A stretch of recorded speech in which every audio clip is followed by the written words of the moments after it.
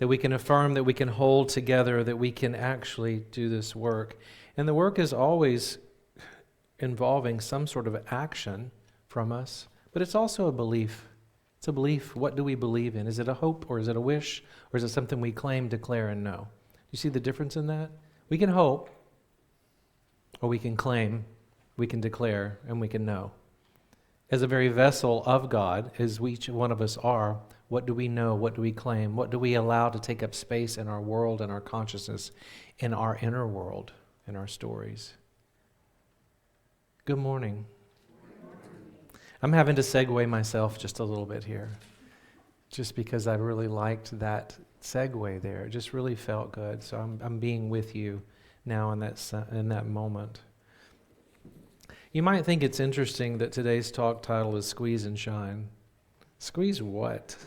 What are we talking about there? It might be a little hint there with a lemon tree, right? Life has a way. You know where I'm going to go. Life has a way of applying some pressure, squeezing us just a little bit. Some conflict, unexpected challenges. They can shift us in ways that we may not understand where it's coming from, or we're not prepared for it. And I have to say from personal experience, there may be a situation coming into our lives, and we think, I have dealt with something like this before. But then there's news for you coming, newsflash. You haven't been through this story with this person or this situation at this time. It's a little bit different. So when you go with your playbook that you might know so well that you're going to say, I know how to do this, it's all shifted. So we're in a constant, Myrtle Fillmore called it, life is a school, our co-founder. We're in a constant curriculum.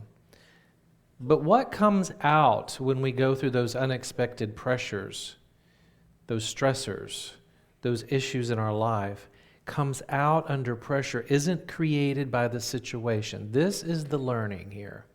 It's not created by the situation, the person, the circumstances, the things you see in the world going on. That's not creating it. What is the work we're doing in our inner world that then responses outward? Can you see that? We're not always doing such a good job of it, I would say, and I'm including myself. We get reactionary because we get frustrated by things that we see. But today, in the last few weeks, you've heard a lot about unity principles. How many of you are familiar with unity principles? Now, here's a trick question. How many of you have read the book Unity Principles? Megan and Mark and Vivian. I know Mark did because Mark read it just recently. There is a really easily digestible Ellen Davenport's book. It looks like that. And I got to say, we're going to start a class really soon. We're going to take a principle a week. So you'll hear more about that later. But I want to run through those just for a moment because we often find ourselves in a victim state, meaning that something's happening to me because of this, that, and the other, or this person, whatever, and they're doing this, and if they would just change, if they would just da-da-da-da-da. Have you ever said that before? You don't have to show your hands. I know you have. If they would just do this. But what's coming out of us is what's already inside us if we're doing that inner work. We can shift it into being a victim of saying, this is happening to me. But what if we transformed it and allow something to happen through us? Or then as us? How do I choose to show up in the world based on what I'm experiencing right now? I'm going to go through the 5 principles, and I do want to share with you that there are 5 principles cards. I have one here. Don't I have it here? Oh, yeah. Sandra said all the things outside the door. It's a wallet card. If you don't have one, please get one. These are new and improved, refreshed. They may be different than what you've had before because I took some of the current language and some of the older language and I blended them into one nice coherent 5 principles. With this, the tools, this is the toolbox in Unity. I believe we can navigate all sorts of things, but they need work. We need to work them. One presence and one power. It's our opening statement of faith. That's our first principle. That's a non-duality approach. And then second is that we are that spark of divinity. It is within us. We are spiritual beings having a what?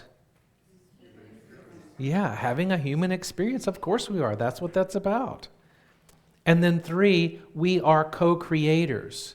Things are not happening to us. We are co-creating our own reality through the thoughts that we think. And let me just say, just because you're having several days of a really bad or negative thought, that doesn't mean you're going to create a bad or negative world. We're human beings. We're figuring it out. But the key is to be observing of how habitually you're living in that world so you can shift it and go, wait, I could really approach this completely different. I could be responsive to this and do some inner work. Take my tools out and work on them. Thoughts shape our reality, and then principle 4 is where I'm going to spend time today. It's really one of the key foundational principles, and it's about prayer and meditation. It also includes denials and affirmations. How many have heard of denials and affirmations? Just a side note on this, denial does not mean denying it's occurring, right? Denial does not mean it doesn't exist. Denial does not mean this situation, this family member, this experience, this relationship, this job, this situation is not happening. It means I'm not giving it power over me to dictate and control my thoughts, my actions, my responses. See the difference in that? Because a lot of times people will say, well, denial is like burying your head in the sand. We're not talking about that at all. We're talking about denying the power over my life. And then we do affirmations. We spin that into an affirmative prayer that declares it's occurring now in my life, not a wish, not something in the future. Unity principle number 4 says clearly this: prayer and meditation increases our awareness and alignment of our oneness with God. Denials and affirmations are our tools. And this principle reminds us that our inner consciousness, our inner world, shapes what we express outwardly. Life doesn't create who we are, it reveals who we already are inside. So the question is back to, are we doing our inner work? I was talking to Linda this morning. I've talked to Chris about it too, and I know Mark runs. How many of you try to get your steps in? Anybody? Yeah, we try. You got your apps? You know, strengthening those legs is really important, right? And I know this to be true. The more we age in life, this is what you need to be really important, right? We need to be able to get off the floor. True? Linda and I were talking about this morning. It's so important. But we pay attention to certain diets, certain exercise, certain things we need to do in our lives. But how often do we pay attention to the discipline of our spiritual principles? You see how that's as important? And that's what those 5 principles are about. The gospel texts where Jesus said in John 14:27, "Peace I leave with you. My peace I give to you. I do not give to you as the world gives. So do not let your hearts be troubled, and do not be afraid." What's that about? On the surface, I think we can see it's pretty clear. But if we take it a little bit deeper, Jesus' words reminds us that peace and divine qualities are states of consciousness within us, can't be gathered from the outside world. The outside world is showing us all kinds of stuff. But it's that inner journey, it's that inner work. They're not dependent on the circumstances around us or other people. What's cultivated inside naturally expresses outwardly, even when it's under stress. So if we're doing our work, which it's an ongoing job, it's the discipline of strengthening your legs, getting your steps in, the right diet, exercise, nutrition, whatever it is you're working on, learning a craft, learning to play piano, learning to sing, it's a discipline. These are as or more important than that, because I do believe if we do our spiritual principles, everything else falls into line. We just become more uplifted people. When I think those stressors come at us, which they're going to keep doing, by the way, if you didn't notice that already, when those things keep happening, they don't just go away. We don't live in a bubble. It might be nice to live in a bubble sometimes, but we don't. So those things are going to keep happening. So how am I preparing my inner world to deal with that? Do we allow, Here's the big question for you. Do we allow other people, things, situations, worldviews, stories, politics, whatever you want to name, do we allow it to take up space in our mind? Do we give it space? Don't show your hands because I know everyone would be, Do we allow it to capture precious time from our lives? Of course. Of course we do. So what do we do with it? Inner peace actually comes from expressing itself outward as calm, compassionate action. Inner turmoil remains under pressure until we see it and we transform it. Be ye transformed by the renewing of... Yes.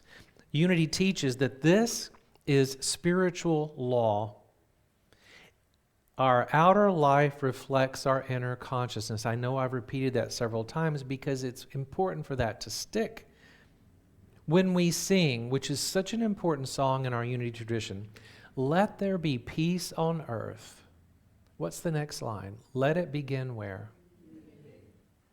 Do you see why it's so important? Because it's a closing song for our services, but it's an affirmation every week that if we take one thing with us as we walk out the door and we walk out into the busyness of the world and we see all this stuff, because them and they and this and that and she and all this stuff is doing all this stuff, what's my inner story? If I want peace in the world, it's got to begin where? Is there any amens to that? Do you agree, though? Seriously, yeah. So we got to do the work. So I'm going to pass these out. You want to take one and pass them back? Take these and pass them back? You didn't know you were going to school today. You know it's me. You knew it's me. Something's up. Take a lemon and pass it down.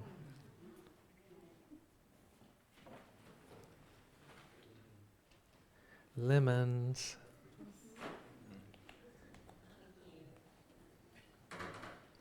We get all the way back. Marion, when you get yours, you'll be the last one. Say, got it. Marion and Raina, when you get your lemon. You see it's a little stress ball, right? Like those? I like them. I like little fidget things. Have you ever noticed, everyone's got a lemon? Mercy, you got your lemon? Yes. Okay. Mercy clarified with me earlier, it's not a real lemon. Which is true. Good catch.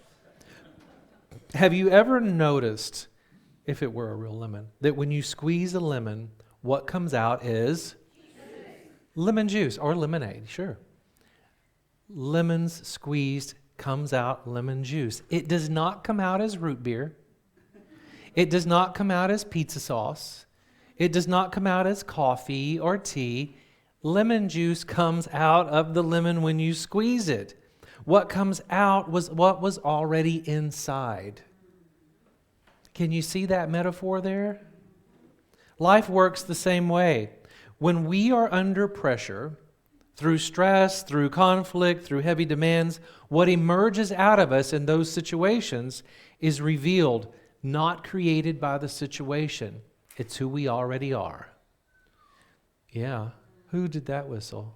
Was that Chris? Yeah. But do you get it? And you think, oh, my reaction to this, you're thinking about some things going, wow, is that who I am inside? Pay attention to it because we are human and we want to feel our feelings. But I wonder how often it's coming out in a way we would rather it not be. I think we all have work to do. That's what we're here for. I'm hoping that our Sunday services are more than a preach or a sermon, but they're more like a classroom and a setting. That's how Reverend Barbara is, and I am too. I am a teacher naturally, so it's what I choose to do. Heavy demands, things coming at us in life are not created by the situation, that what comes out of us is that reaction. It's because we need to be doing our inner work. Life brings to the surface what's already inside, and prayer and meditation, our fourth principle, will help us there. The more we can work in our prayers, and our meditations, the more we can be in the flow to be responsive to what occurs. Our spiritual care team, how many members do we have today? We have Sandra, Raina's in the back, Judy's right here. Our spiritual care team members and our prayer chaplains know how cool this work is. Because while they say we love to pray with others, it's the training and the work they're having to do to hold the sacred space. And I've heard so many prayer chaplains over the years that have said, I do it because I've transformed by the work. So therefore I'm grounded. So it's beautiful that every church that we have has prayer chaplains that are available that are doing this work, and ministers are also.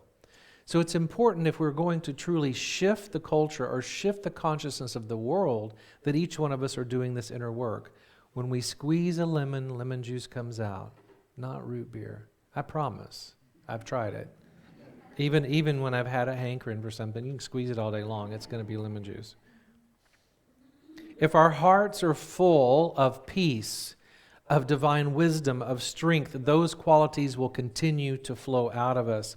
Practice and discipline are there and they're necessary, just like our exercises, just like strengthening our legs, just doing our steps, running, going to the gym.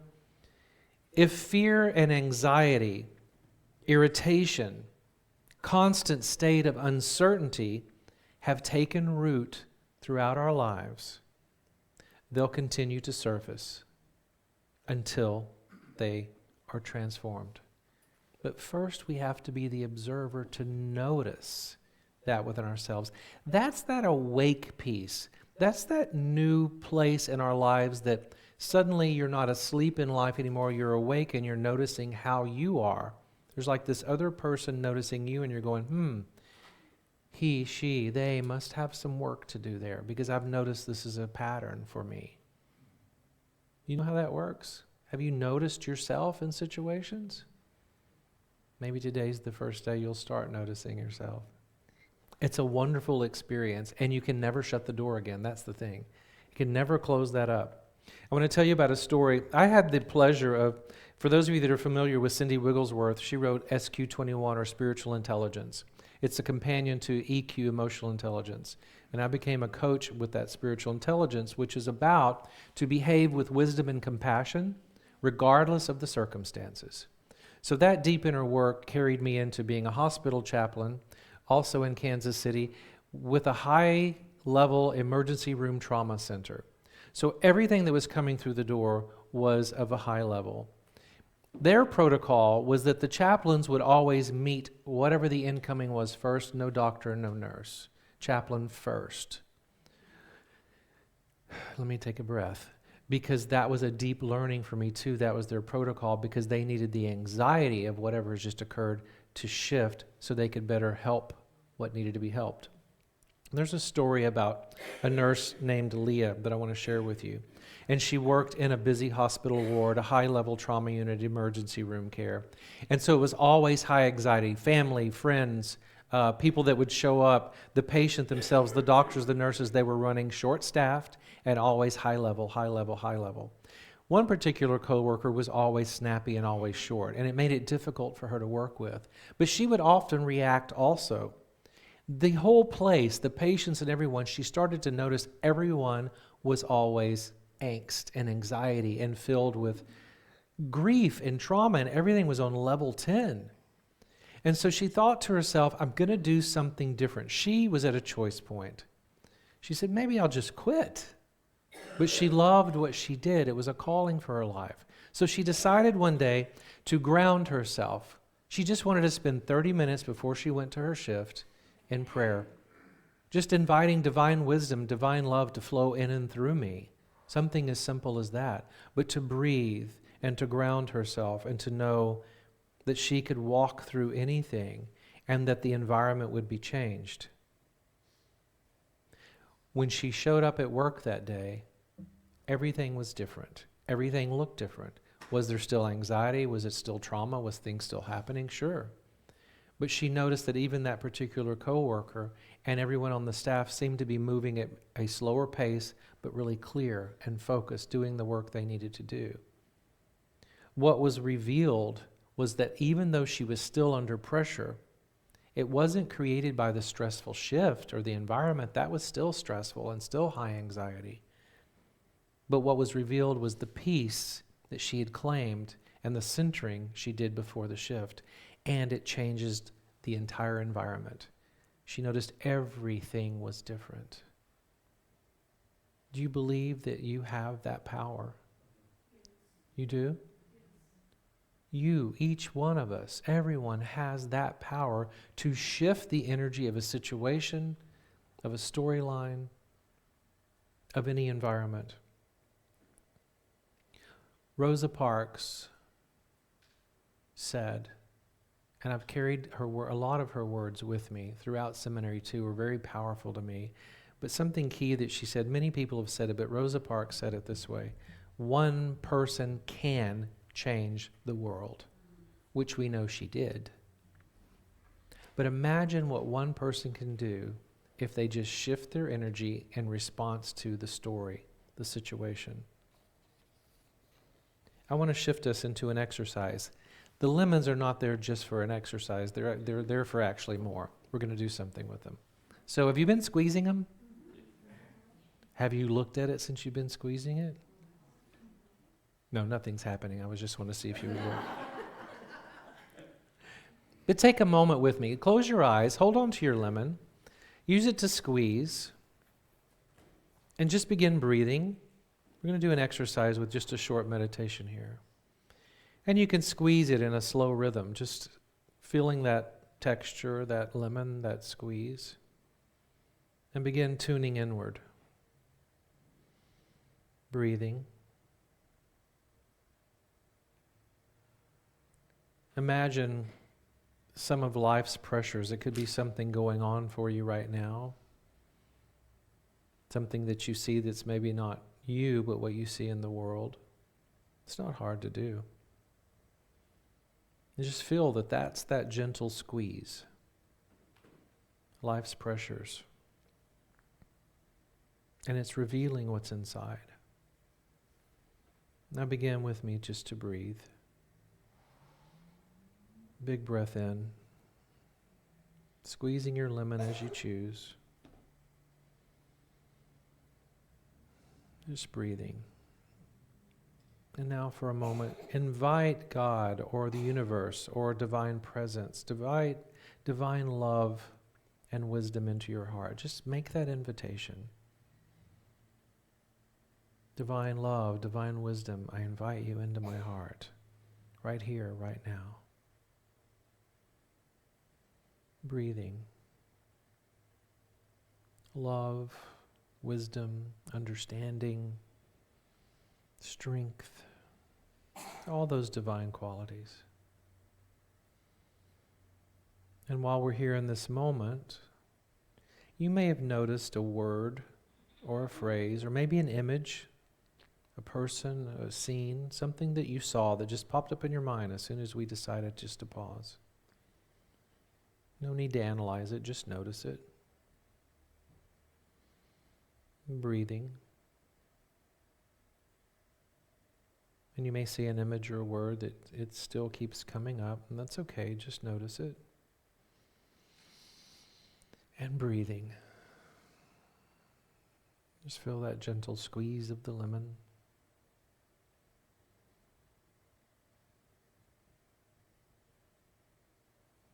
Just be still here for a moment.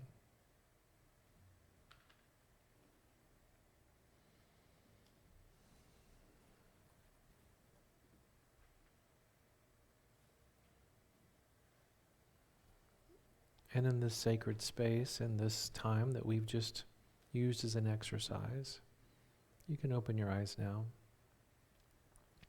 Was there if you're comfortable sharing, was there a word or a phrase or an image or something that popped up for some reason in your mind when we began just to sit there and just be still that you want to share? A word or a phrase or an image? What just randomly popped up for you? What's that? Open? Just the word open. Good, thanks. Another word just popped up? Sky? Okay, sky. Anything else? Holy Spirit. Nice. Any other thing? An image? Love. Cheryl, did you see the word sky or did you see the blue sky? You saw the image, sky. It was just a Small sky, but you saw the sky. Yeah. Anything else? Any other word? Air? Air. Yeah. Linda? I saw The image of the universe. Multiverse. Nice. So you see, when we take a few moments, and that's an exercise like Leah before her shift, that we can stop, that we can pause. We may see a word that comes up. It could actually be, when I've done these exercises before, it could actually be a picture of someone I haven't seen in a long time. It could be a photo, maybe, or a person. And I'm thinking, I don't need to analyze it, but then I can just hold that person in sacred space. It could be someone I haven't spoke to in a few years that may be going through a challenging time, but I am grounded, maybe they're not. But there's a frequency that we're tapping into when we do that. And just think, here we are, McComas and Greenville. It's a busy intersection out there. Make sure to check before crossing the street. But you think there's people in cars, there's neighborhoods, there's kids, there's businesses, there's orders, there's construction, there's things going on. It's a busy, busy world. Sometimes outside your house or wherever you are, there could be a leaf blower going on outside. It doesn't always have to be the perfect time and place. Light the candle, my altar is set, and let me go to meditation. We can do this anytime, anywhere, at any moment. But it's always about what's happening right here. So while all that goes around in the world, look what just occurred right here in this space. So notice how, like Leah, the nurse, divine qualities like peace, love, wisdom, understanding are already within us. Some of the things you shared, they're already there. And then they come out, grounded and centered. Unity Principles number 4, John 14:27, peace I give you, is directly connected to that. What's already inside expresses outwardly. So prayer and meditation, being a key part of our 5 principles, is about aligning our heart, mind, nourishing that inner soil, that inner garden, noticing what surfaces and what might need to be transformed. The lemon metaphor reminds us that when we squeeze it, what's coming out the other side? Holy Spirit, sky, peace, breath, love, or other stuff. It's the inner work. Life does not put these things there.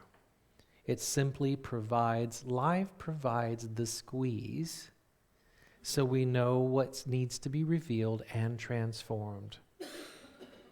Spiritual practice is not about avoiding life, hiding from it, living in a bubble, burying your head in the sand. Spiritual bypass is not at all what it's about. It's cultivating our inner life so that under pressure, our thoughts, our words, and our actions are expressions of divine love and peace, uplifting everyone around you. Do you feel good in this sanctuary right now? Mm-hmm. From that meditation forward, it just felt good, didn't it? And I do believe that's us coming together on Sunday, but I do believe it's the palpable experience of the prayer, the love, and the meditation that is lived within this sanctuary that we're tapping into. So many people will come through the door for the first time and they'll go, it feels good in here. It's a palpable feeling. That's what I'm here for. I'm here to do this work, and I'm grateful that you're joining me. Nurture your inner garden, practice prayer and meditation.